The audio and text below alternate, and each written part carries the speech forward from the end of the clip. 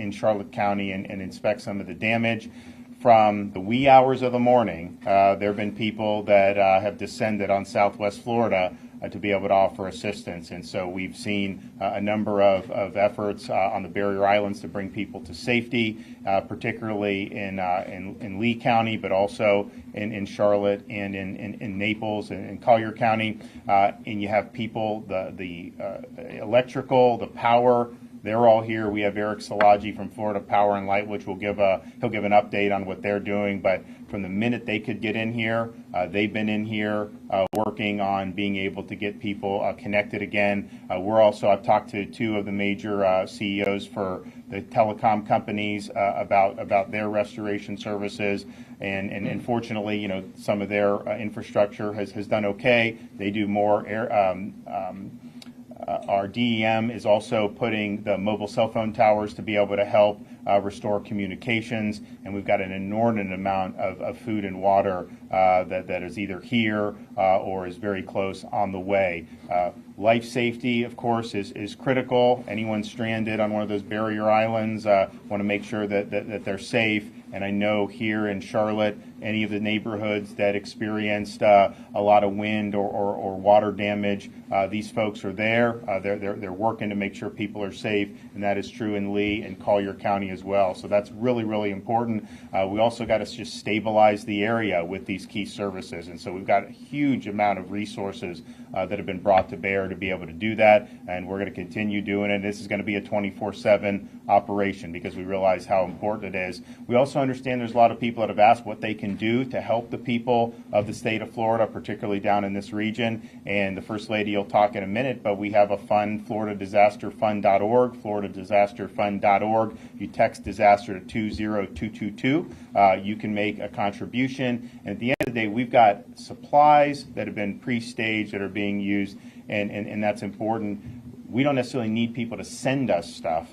What we need is to be able to help those relief organizations help the folks. I mean, we're surveying the damage right now. Some people that evacuated, they're going to go back and look at their homes and see, is there flood damage? Is there wind damage? Is it going to be habitable? And so all those things, as those happen, we're going to get a clearer picture of some of the unique needs that individuals in this region may have. And so your financial contribution can make a world of difference. And so we're happy that so many people have done. I think we're over $2 million already within less than 24 hours, and I know many more people want to do. But I'm really impressed with the resiliency that we're seeing here in Charlotte County. This is not anything anyone wanted to deal with. I mean, if you go back 72 hours before landfall, most of Southwest Florida was not even in the cone, and then you have a situation where you're staring down the barrel of a hurricane making landfall at 155 miles an hour.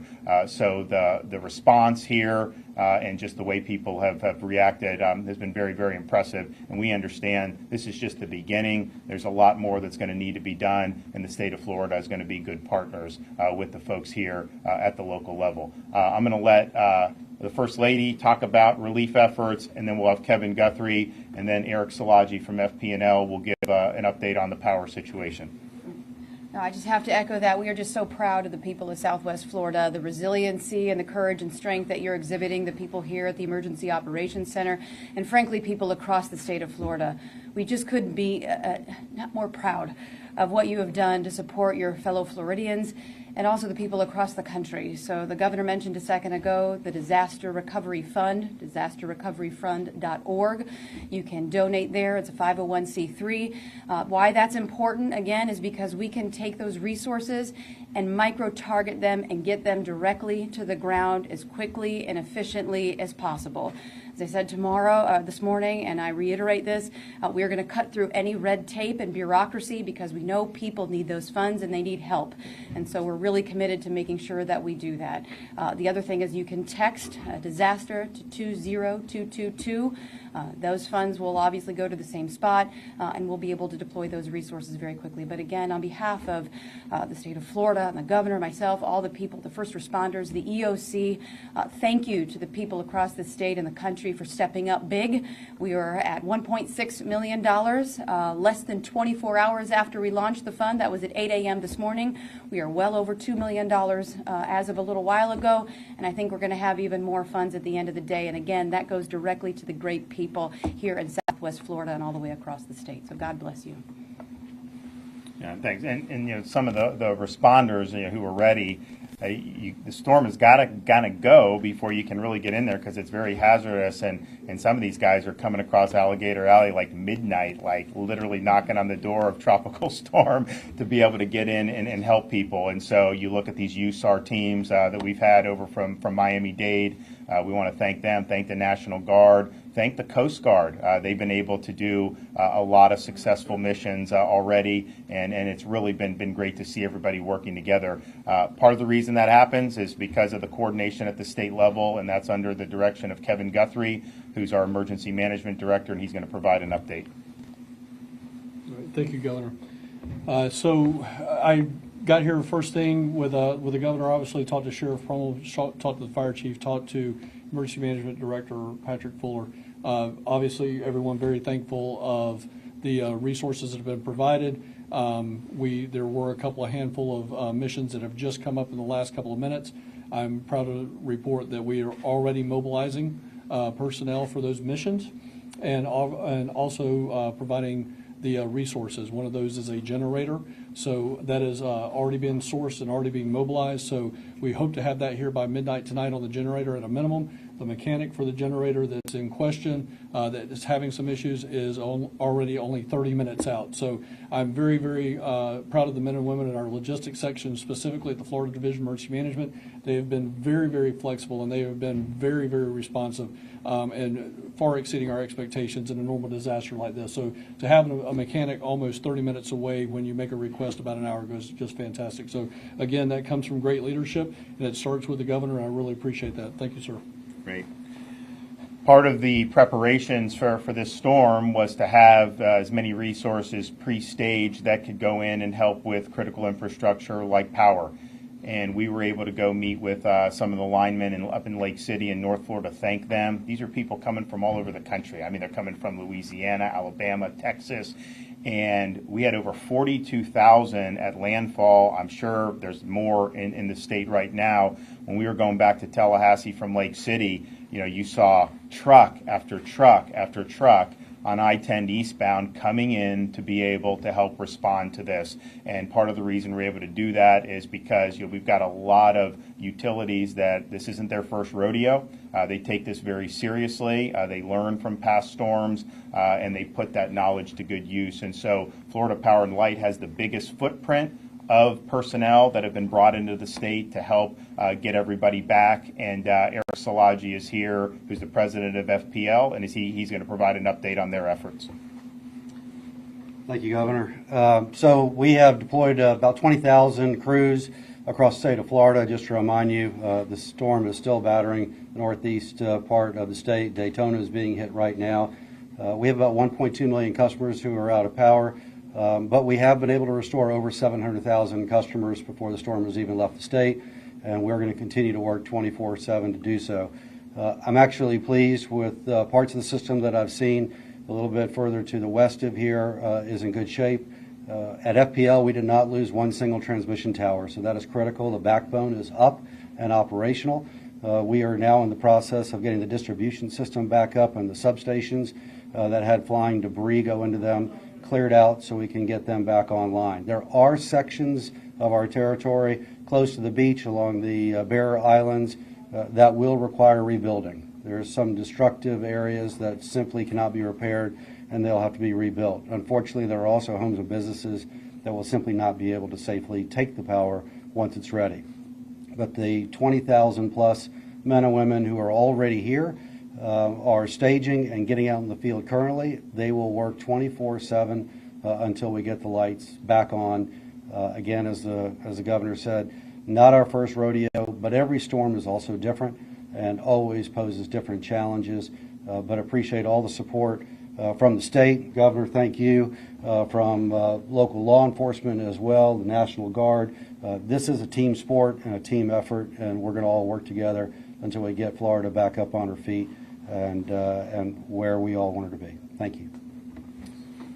And when they're when FPL and the other companies have crews in, the extent to which that infrastructure has remained is just critical, because it's a lot easier for them to reconnect an existing system than to have to rebuild it. So to see some of that was able to withstand is encouraging. It's also just a testament. I mean, some of these folks put money into the resilience of the infrastructure, and this is like the ultimate test. I mean, you got a hurricane that's a massive hurricane coming in at 155 miles an hour, producing this type of storm surge, dumping rain, causing flooding. If you can make it through that, then you probably did it pretty good. And so this is a 24/7 effort to stabilize and to restore. And so we're going to do whatever we can to assist with that effort. And so I'm happy to take a few questions.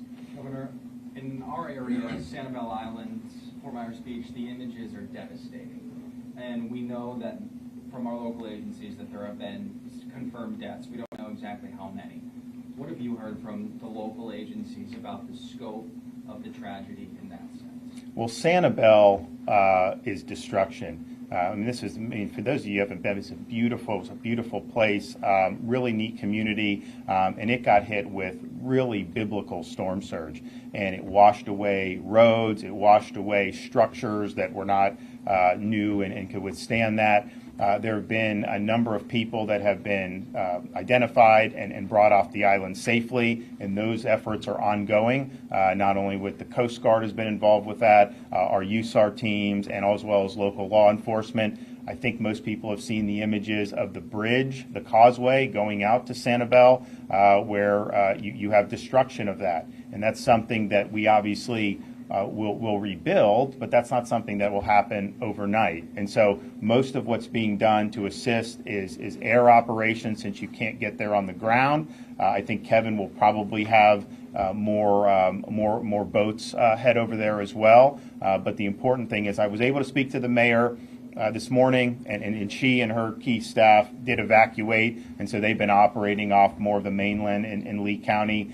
And many people did leave Sanibel, and they did heed the call, which is good. Obviously, I think it's a very seasonal community. We're not quite in the high season yet, but I think she made the point, hey, it's Florida. More people want to be here year-round now, so you do have a contingent of people that stay there over the summer. So that's going to require a lot of effort to get that back.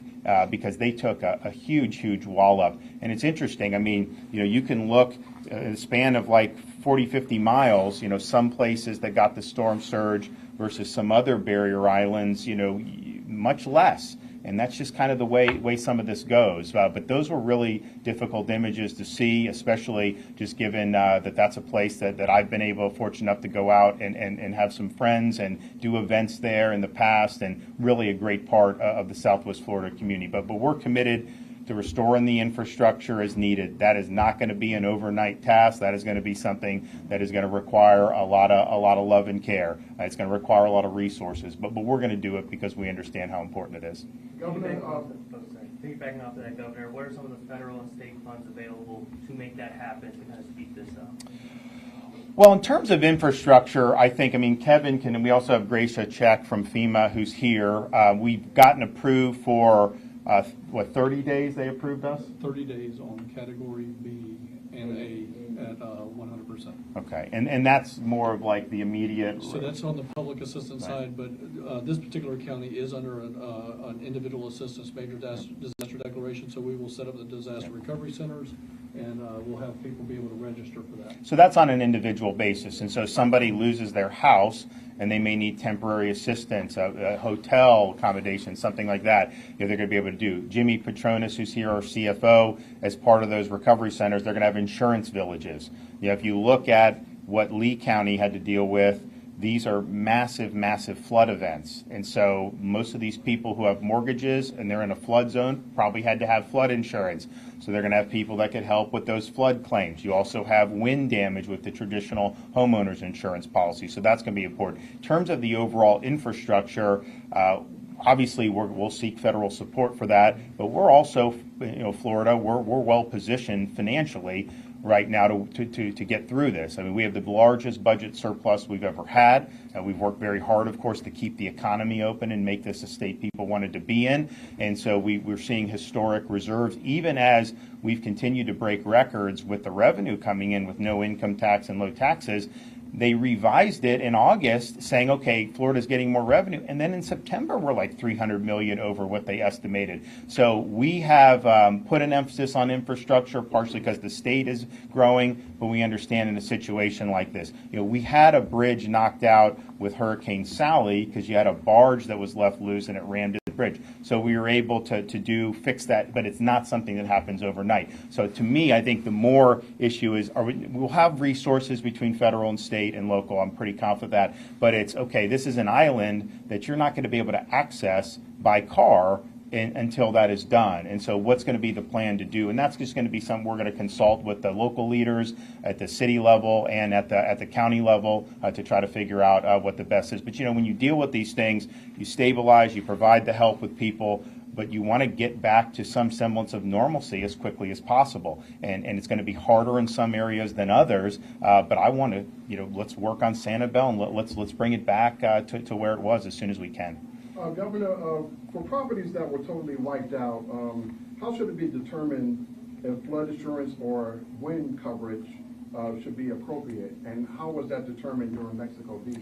Well, so that's kind of an age-old thing on these storms. I mean, you'll have disputes because obviously if you have both policies and you file a flood claim, the flood is going to want you to file the wind claim. The wind is going to want you to file the flood claim. You know, what I would say is when you have surge that's 10, 14 feet, when you have 6 feet of water in somebody's home, to me, that's a flood claim. And it doesn't mean that they may not have also suffered wind damage, because as we know, it was a really significant thing. But wind alone is not going to cause the 6 feet of water. I mean, that's a flood event. And it's not just in the barrier islands, which of course had a lot. You know, you go in some of the places in Lee County, you know, that are close to the river and some of these inlets, you had massive, massive rising waters. And so that's just something we do. I mean, that's what was happening with some of the folks who did not do the evacuation. They were hunkering down, and their homes, I think, were totally fine to handle even a really strong wind event. The problem is if the water is rising, you're in your living room, it's a foot, 2 feet, 3 feet, you know, they're the ones that were calling saying, hey, this is a big problem, and of course it is. So I think at the end of the day, in Lee County, I think most of the claims are going to be flood claims. I think in Charlotte, maybe the mix will be a little bit different because I did see, you know, some wind damage, and I think that those claims would be appropriate. But clearly, you know, when you're in those flood areas and you have the water rising like that into your living room, that is a flood. Governor, speaking to people today about the insurance, you know, they worry, you know, sometimes, you know, the insurance companies will shuffle their feet on a normal stance, on a normal situation. Now we have this where everyone's going to be flooding the insurance companies. What's your message to those people who might be worried that the insurance companies might not be acting fast enough? Well, Jimmy, where's Jimmy at? Yeah, so, and I'll let him say, but, you know, part of the disaster recovery are these insurance villages. He's done a great job of leading. He's getting the carriers all together. You know, they're going to have a footprint in all these affected counties. People are going to be able to go and they're going to file claims. There's already been things done with our insurance regulation agency. You know, go back 10 days, none of those cancellations are valid, and you can't cancel going forward for another couple of months. So there's already actions being taken. But I'll let Jimmy come up and do that. And look, at the end of the day, we've had a lot of issues with property insurance, but a lot of that is because of lawsuits and a lot of things that don't focus on the core business. This is the core business of paying these claims, and we understand the time is of the essence. Thanks, Governor. Yeah. So we've got a preliminary site set up. We'll make sure it's coordinated with Kevin Guthrie's team in the county. But we'll probably pick a large spot. Initially, insurance carriers will come in. We'll probably have somewhere between 20 and 25 carriers come in. They'll probably set up in RVs, and they will start writing checks initially that will be living expense money. This will be the dollars just to help people go find a place to live, sustenance dollars. Then you'll be signed up where adjusters will come and inspect the damage. Now, here's the most important thing I need you to take away from this conversation. is the predators that are going to come up. They're going to initially try to sign up construction management contracts, public adjusters. They're going to come in like a bunch of locusts, and they're going to try to hit the neighborhoods, and people are vulnerable right now. They're going to look for a solution, and their solution is always going to be important, but that solution is not going to be knocking on the door every time. If it sounds too good to be true, it is. So please, that first phone call that you're going to make needs to be to either your agent, your carrier, or to my office at 1-877-MY-FLCFO. If one of the first 3 phone calls you make in your house in order to get an insurance claim solved is to one of those 3s, there's almost zero chance you can be taken advantage of. But Panama City was my hometown. I lived through Hurricane Michael. We did 12 insurance villages there over a year span. So we're going to be here bringing the carriers back, and they will write checks on site, okay? But when you start complicating the claim because you've allowed predators to get involved with your claim, you're going to drag it out. So the best solution is between you, your carrier, and us. The more people you bring into it, the harder it's going to be to get a settlement that's going to be fair for everybody. And look, at the end of the day, if your carrier doesn't want to work with you, that's when you'll call my office and we'll take them to task.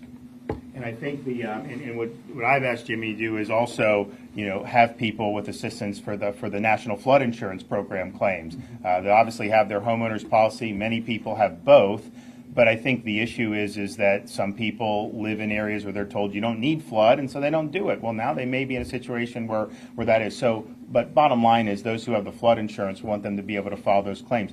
Take pictures of the damage of your home and have those so that you can present those and so you can get paid quicker. If you took pictures of the water line, if you have 4 feet of water, you took pictures, bring that with you. If the water's gone down but you see where the line was, take pictures and document that so that you can go in, present it, and there's not going to be any questions. But Jimmy made a good point. You start signing up, some of these people will swoop in and they'll want you to sign this stuff. It just hasn't worked out well in the past in Florida. Unfortunately, when you have disasters, there's some people that want to prey on people when they're in vulnerable situations, and we do not want that. The other thing I would also say, just from looking at some of the images that we've seen on TV, there's going to be a lot of automobile insurance claims potentially. I could tell you, my wife, we lost a car in Irma, and thank God we had USAA because they literally cut us a check very quickly. So hopefully all the auto insurance are going to be able to do that. But we literally we're seeing cars washed away,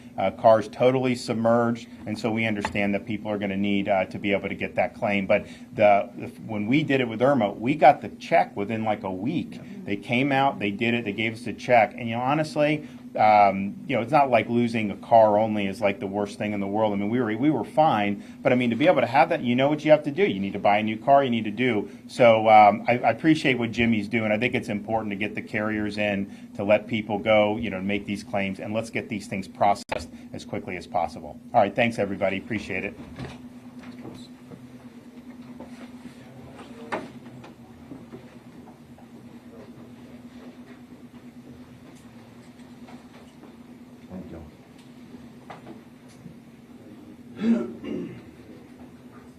Thank you very much. Don't leave me. Okay, folks, thank you so much for coming today. I am going to need the room.